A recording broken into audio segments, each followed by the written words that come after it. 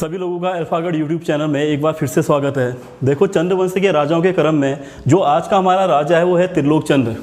अगर हम त्रिलोक चंद के शासनकाल की बात करें तो इसने शासन किया हुआ है 1209 से लेकर के 1303 तक, और ये चंद वंश का 25वां शासक है। ये कौन से नंबर का शासक है? हमारा 25वें नंबर का शासक है। देखो, ऐसा माना जाता है कि त्रिलोक चंद के समय जो दिल्ली सल्तनत का सुल्तान हुआ करता था वो हुआ करता था अलाउद्दीन खिलजी।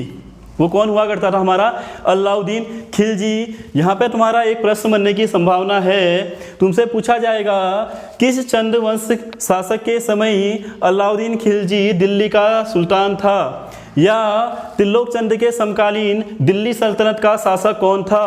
तो वो कौन है? हमारा अलाउद्दीन खिलजी। देखिए, इससे पहले जितने भी हम लोगों ने चंद वंश के राजा पढ़े हैं, किसी ने भी चंपाओं से बाहर अपने राज्य का विस्तार नहीं किया हुआ है। तो याद रखना, त्रिलोक चंद पहला शासक है जो 12 मंडल, पाली, छकाता तक क्या करेगा? अपने राज्यों का विस्तार करेगा। जैसा कि मैंने तुम्हें पहले बताया था, कत्यूरों के पतन के बाद कुमाऊं में जो सबसे बड़ी सत्ता उभर करके आई है वो हमारा है चंद वंश। वो कौन सा वंश है? हमारा चंद वंश। तो ऐसा माना जाता है 12 मंडल, पाली और छकाता में कत्यूरों का राज हुआ करता था, और इसने यहाँ पे कत्यूरों को हराया और छकाते तक क्या करा? अपने राज्य का विस्तार करा। देखो, जब ये छकाता को जीत लेगा तो ये क्या करेगा? अपने पश्चिम के राज्यों की सुरक्षा के लिए, यानी कि जो इसका पश्चिम में साम्राज्य विस्तार हो चुका है उसकी सुरक्षा के लिए ये छकाता यानी कि भीमताल में एक किले का निर्माण करवाएगा। ये कहाँ पे किले का निर्माण करवाएगा? भीमताल में किले का निर्माण करवाएगा। परीक्षा की दृष्टि से महत्वपूर्ण प्रश्न बनेगा कि भीमताल में किले का निर्माण किस चंद वंश के शासक द्वारा किया गया था? तो किसके द्वारा करा गया है? हमारा त्रिलोक चंद के द्वारा किया गया है। इसके बाद जो शासक हम आ रहा है हमारा, वो आएगा हमारा अभय चंद। देखो, त्रिलोक चंद के बाद धर्मचंद और डमरूचंद हमारे क्या बने? शासक बने, लेकिन इनके बारे में अतिरिक्त जानकारी प्राप्त नहीं होती है, इसलिए हम सीधा जंप मार रहे हैं अभय चंद में। किसमें मार रहे हैं? अभय चंद में। देखो, जो अभय चंद का टाइम पीरियड मिलता है, जो शासनकाल मिलता है, वो मिलता है हमारा 1344 से लेकर के 1374 तक, और ये हुआ करता था हमारा 28वें नंबर का शासक। देखो, यहाँ पर से तुमसे पूछ सकता है अभय चंद कौन से नंबर का शासक था। ठीक, ये इसलिए क्योंकि ये चंद वंश का पहला शासक है जो अपने अभिलेख खुदवाएगा।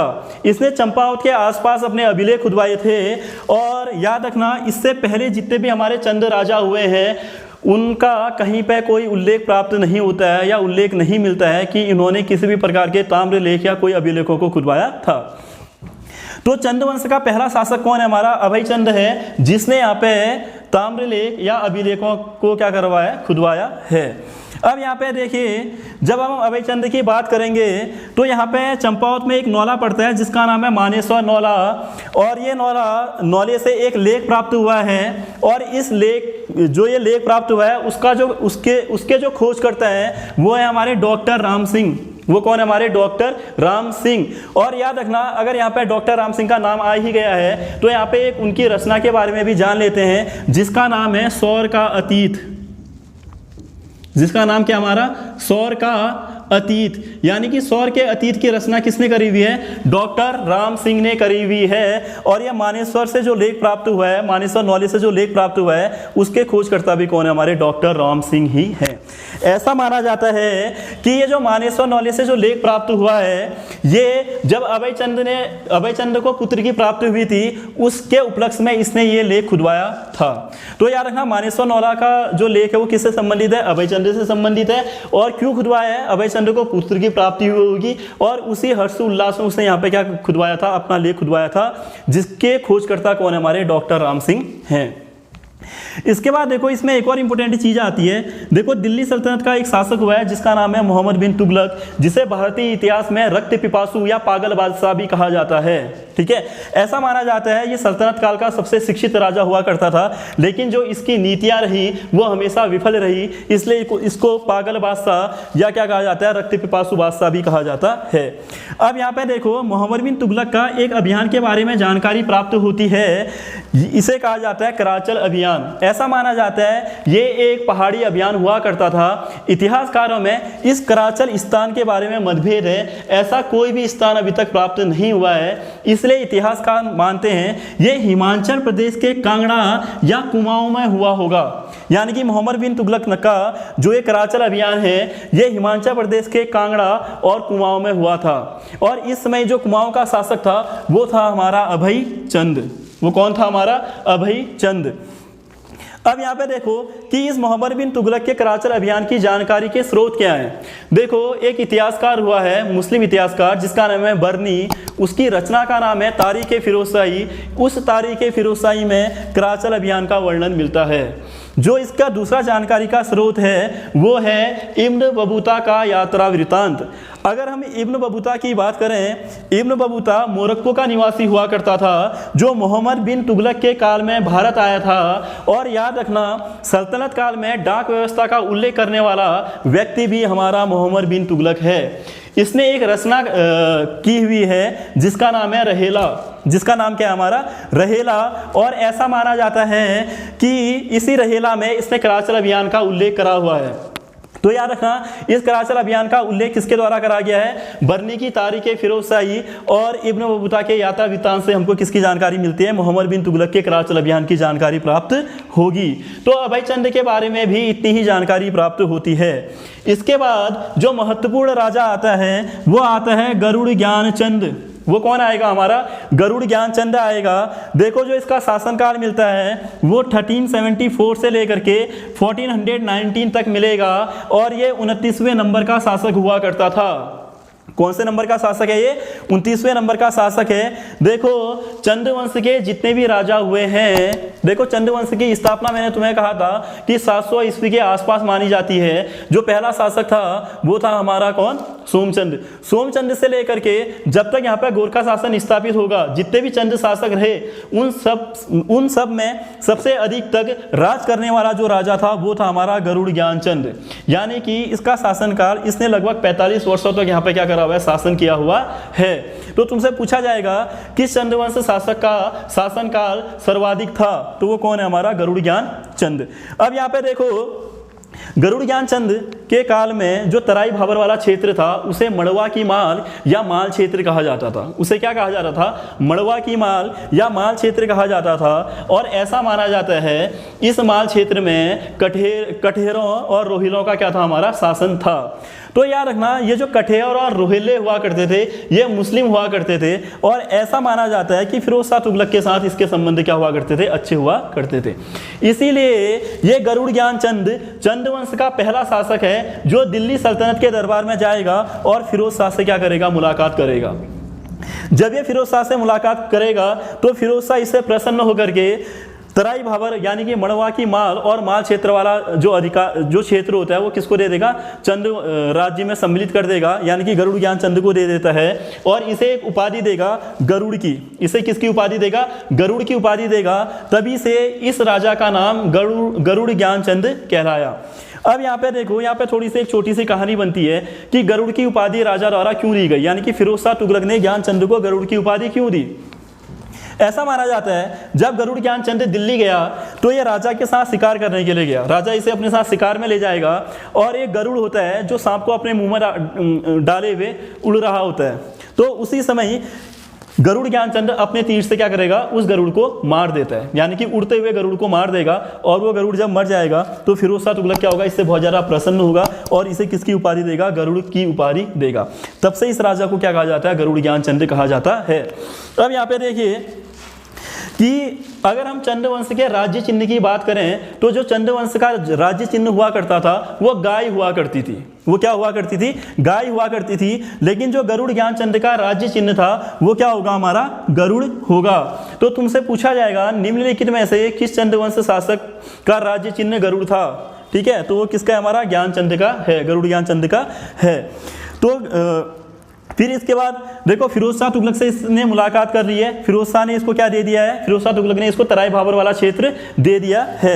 अब यहाँ पे देखो गरुड़ ज्ञानचंद के समय सौर यानी कि पिथौरागढ़, सौर कहा जाता है पिथौरागढ़ को, पिथौरागढ़ में विजय ब्रह्म या विजय बम नाम के राजा का शासन हुआ करता था। ऐसा माना जाता है कि विजयबम ने गरुड़ ज्ञानचंद की अधीनता स्वीकार कर ली थी, इसीलिए गरुड़ ज्ञानचंद को सौर विजेता भी कहा जाता है। अब यहाँ पे देखो, यहाँ से इसके अभिलेख प्राप्त होते हैं पिथौरागढ़ से, एक अभिलेख प्राप्त होते हैं सेरा खड़कोट से, दूसरा होता है हमारा गोबासा ताम्रलेख। ये दोनों ताम्रलेख हमारे प्राप्त हुए हैं पिथौरागढ़ से। अगर हम बात करें सेरा खड़कोट के अभिलेखों की, तो याद रखना इसमें विजयबम और गरुड़ ज्ञानचंद द्वारा संयुक्त रूप से भूमि संकल्प का क्या मिलता है, उल्लेख मिलता है। और इसी अभिलेख में, सेरा खड़कोट अभिलेख में, ज्ञानचंद को राजाधिराज महाराज कहा गया है। अब यहाँ पे देखो, राजाधिराज महाराज किसे कहा जाता है? राजाधिराज महाराज उस राजा को कहा जाता है जो अन्य राजा से ऊंचा होता है, यानी कि जिसकी सत्ता या जिसकी शक्ति क्या होती है, अधिक होती है। इसलिए ऐसा माना जाता है ये जो विजयबम नाम का शासक हुआ करता था, इसने इसकी अधीनता स्वीकार कर ली थी। दूसरा जो अभिलेख मिलता है ये गोबासा ताम्रलेख है। गोबासा ताम्रलेख में गरुड़ ज्ञानचंद द्वारा देवराज तिवारी को भूमि दान करने का उल्लेख मिलता है। तो यहाँ पे ये महत्वपूर्ण प्रश्न बनेगा तुम्हारा, तुमसे पूछा जाएगा देवराज तिवारी को भूमि दान करने वाला शासक कौन था, या गोबासा ताम्रलेख का संबंध किस चंद शासक से है? तो वो कौन सा शासक है? हमारा गरुड़ ज्ञानचंद है। इतना क्लियर हो गया। अब देखिए, इससे आगे आते हैं, जो गरुड़ ज्ञानचंद के समय की जो सबसे महत्वपूर्ण व्यक्ति हुआ करता था, वो हुआ करता था हमारा नीलू कठैत। ये गरुड़ ज्ञानचंद के काल में बक्सी पद पर तैनात था। बक्सी कहा जाता है सेनापति को। अब अगर हम नीलू कठैत की बात करें तो इसका गांव कपरौली, इसकी पत्नी जो हुआ करती थी, सिरमौर हिमाचल में एक जगह पड़ती है, वहाँ पे मेहर जाति की लड़की हुआ करती थी, और इसके पुत्रों का नाम था सूजू और बीरू। इसके पुत्रों का नाम क्या था? सूजू और बीरू। और इसे गरुड़ ज्ञानचंद द्वारा कुमैया खिल्लत की उपाधि प्रदान की गई थी। अभी देखो, अगर हम नीलू कठैत की बात करें तो नीलू कठैत, जैसा मैंने अभी कहा कि ये गरुड़ ज्ञानचंद का सेनापति हुआ करता था। होता क्या है, इसमें एक कहानी प्रचलित है कि ये जो तराई भाबर का क्षेत्र था, जिसे फिरोज शाह तुगलक ने ज्ञानचंद को दे दिया था, तो ऐसा माना जाता है संभल का एक नवाब होता है, वो इस तराई भाबर वाले क्षेत्र में फिर से क्या कर लेगा, अधिकार कर लेगा। और गरुड़ ज्ञानचंद नीलू कठैत को वहां पे उससे युद्ध करने, संभल के नवाब से युद्ध करने के लिए भेजेगा। और उस समय नीलू कठैत संभल के नवाब को हरा करके फिर से जो तराई भाबर वाला, यानी कि मड़वा की माल, या जिसे माल क्षेत्र भी कहा गया है, उसे कहाँ मिला देगा? चंद राज्य में मिला लेगा।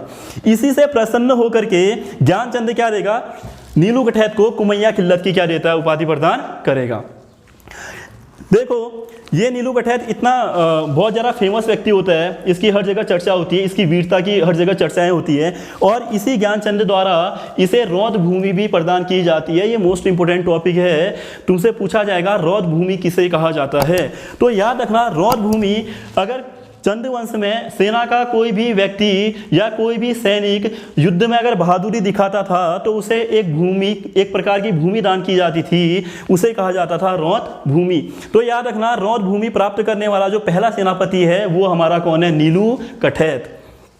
अब देखो, ऐसा माना जाता है कि बाद में आगे चल के इस नीलू कठैत की हत्या स्वयं राजा यानी कि गरुड़ ज्ञानचंद करेगा। अब देखो, ऐसा क्यों होता है, इसके पीछे भी एक कहानी है। देखो, कमलेख नाम का एक गांव पड़ता है, वहां पे जस्सा कमलेखी नाम का राजा का विश्वास पात्र एक व्यक्ति हुआ करता था। वो इस नीलू कठैत से बहुत ज़्यादा चिढ़ता था, यानी कि इससे देश की भावना रखता था, इसकी बहादुरी से क्या रखता था? देश की भावना रखेगा। और इसी के चलते जब नीलू कठैत ये संभल के नवाब को पराजित करके तराई भाबर वाले क्षेत्र को चंद वंश में मिला देगा, तो ये जो जस्सा कमलेखी होता है, ये राजा के कान भरेगा और कहेगा कि नीलू कठैत को आप कहाँ भेज दो? तराई भाबर वाले क्षेत्र में दोबारा से भेज दो, क्योंकि हो सकता है भविष्य में फिर से मुस्लिम आक्रमणकारी क्या करें? उस तराई भाबर क्षेत्र में आक्रमण कर लें। लेकिन ऐसा माना जाता है जो वहाँ का क्लाइमेट है, जो मौसम है, वो रहने योग्य नहीं माना जाता था तराई क्षेत्र का, वहाँ पे अत्यधिक बीमारियों का प्रचलन था। इसलिए नीलू कठैत क्या करेगा? वहाँ जाने से मना कर देगा और ये अपने गाँव कहाँ चले जाएगा? कपरौली चला जाएगा। राजा से नाराज होकर के कहाँ चला जाएगा? कपरौली चला जाएगा। जब ये कपरौली चले जाएगा तो जो इसकी पत्नी होती है, जो सिरमौर के मेहर जाति की लड़की होती है, ये इससे बोलेगी ठीक है, अगर तुम राजा की सेवा में नहीं जाते हो तो अपने बच्चों यानी कि सूजो और बीरू को कहाँ भेज दो, राजा की सेवा के लिए भेज दो। तो नीलू कठैत इसको मना कर देगा, बोलेगा अगर मैं अपने बच्चों को राजा की सेवा के लिए भेजूंगा तो जस्सा कमलेखी क्या करेगा, उनकी हत्या करवा देगा। और इसी के डर से ये क्या करेगा, सूजो और बीरू को सिरमौर भेजने की तैयारी करता है। और ऐसा माना जाता है जब ये सूजो और बीरू सिरमौर जा रहे होते हैं तो इनको बीच रास्ते में जस्सा कमलेखी पकड़ लेगा और इनकी आंखें निकलवा लेगा। याद रखना, चंद्रवंश में हम आगे पढ़ेंगे ये आंखें निकलवाने की जो प्रथा है ये चंद राजाओं में बहुत प्रचलित थी। और जब इसकी खबर पता लगती है, जब सूजो और बीरू की आंखें निकलवा दी जाती हैं और जब इसका पता नीलू कठैत को चलता है तो राजा और गरुड़ ज्ञानचंद और जस्सा कमलेखी कमलेख के किले में छुपे होते हैं, जो स्वयं किसका होता है, जस्सा कमलेखी का होगा। नीलू कठैत आक्रमण करेगा और उस किले को नेस्तनाबूद करेगा और जस्सा कमलेखी की क्या कर देगा, हत्या कर देगा। लेकिन ऐसा माना जाता है कि ये राजा के प्रति बहुत ज़्यादा अत्यधिक वफादार था, ये राजा को माफ़ कर देता है और फिर राजा क्या करेगा, इसे फिर से सेनापति की उपाधि दे देगा, बक्से के पद पर रख लेगा। लेकिन राजा के अंदर एक देश की भावना उत्पन्न हो जाती है कि इसने क्या बोलते हैं, मुझे युद्ध में हराया, या इसने मेरा क्या बोलते हैं, मेरी बात न मान करके तराई भाबर क्षेत्र में नहीं गया। इसलिए बाद में चल करके राजा एक षड्यंत्र के तहत, गरुड़ ज्ञानचंद एक षड्यंत्र के तहत क्या करेगा, नीलू कठैत की हत्या करवा देगा। और ऐसा माना जाता है इसके बाद जो गरुड़ ज्ञानचंद के बाद जो राजा आएंगे वो इसको एक बहुत बड़ा पाप समझते थे, इसलिए उन्होंने यहाँ पे कुमाऊं के अंतर्गत बहुत अधिक मंदिरों की क्या करी, स्थापना की हुई है। तो आज का जो टॉपिक हम लोगों ने पढ़ा वो त्रिलोक चंद, अभय चंद और गरुड़ ज्ञानचंद के बारे में पढ़ा। इसके बाद के राजा हम अगले टॉपिक में पढ़ेंगे। कल से हम हिंदी की क्लास शुरू करेंगे। उम्मीद है आप सभी लोग हमसे जुड़ेंगे। धन्यवाद।